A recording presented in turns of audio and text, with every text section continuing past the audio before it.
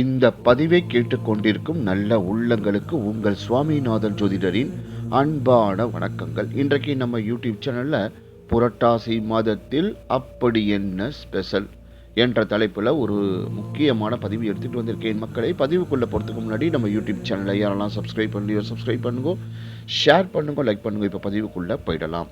புரட்டாசி என்றாலே திருமலை திருப்பதியும் அங்கு இருக்கும் திருவேங்கடரும் நம் நினைவுக்கு வருவர்.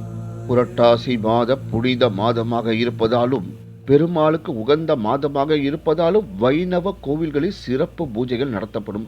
முன்னோர்களின் ஆசியை பெறுவதற்கும் மிக அற்புதமான மாதமாகும். புரட்டாசி மாதத்தில் சூரியன் கன்னி ராசியில் பெயர்ச்சியாகி தென் திசையை நோக்கி தனது பயணத்தை தொடங்கும் மாதமாக இருக்கின்றது. தென் திசை என்பது யமதர்மன் இருக்கும் திசையாகும். புரட்டாசி மாதத்தில் புதனையும் இவரின் அதிபதியான மகா விஷ்ணுவையும் வழிபடுவதால் சனி ராகு கேதுவால் உண்டாகும் தோஷங்கள் நீங்கும். புதனின் நட்பு கிரகம் சனி, எனவே இவரை வழிபடுவதால் சனி தோஷம் நீங்கும். புதன் சகல கலைகளிலும் வல்லவர். புதன் புத்தி கூர்மை கற்றல் போன்றவற்றுக்கு அதிபதி ஆகையால் இவரை வழிபடுபவர்களுக்கு அறிவை கொடுப்பார்.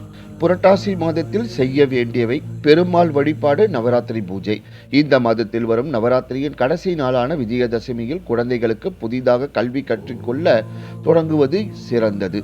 புரட்டாசி மாதத்தில் செய்யக்கூடாதவை: புதிய வீடு வாங்குதல், புதிதாக தொழில் வியாபாரம் தொடங்குதல், கிரக பிரவேசம் அல்லது புதுமனை புதுவிழா செய்தல், வாடகைக்கு குடிபுகுதல் போன்ற சுபகாரியங்கள் இந்த மாதத்தில் செய்யப்படுவதில்லை.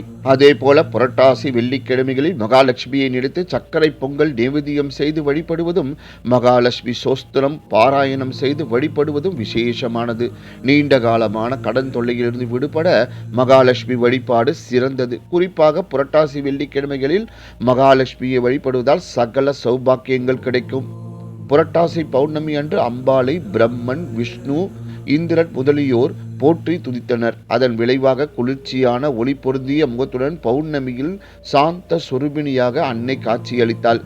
மாதம் மாதம் அமாவாசை வருகின்றது. ஆனால் நம் முன்னோர்கள் ஆடி, புரட்டாசி மற்றும் தை அமாவாசையில் மட்டும் சிறப்பாக வழிபட்டு வந்துள்ளனர். இவை அனைத்தையும் விட புரட்டாசி மாதத்தில் வரும் அமாவாசை மகாலய அமாவாசை எனப்படுகின்றது. இது மிகவும் விசேஷமானதாகும். நவராத்திரியானது புரட்டாசி அமாவாசைக்கு அடுத்த பிரதமை திதியிலிருந்து நவமி திதி வரை உள்ள 9 நாட்களாகும். இந்த 9 நாட்களும் கொலு வைப்பது, சக்தியை வழிபடுவது, சுமங்கலிகளுக்கு மங்கள பொருட்கள் வழங்கி மகிழ்வது என விமர்சையாக நடைபெறுகின்றது.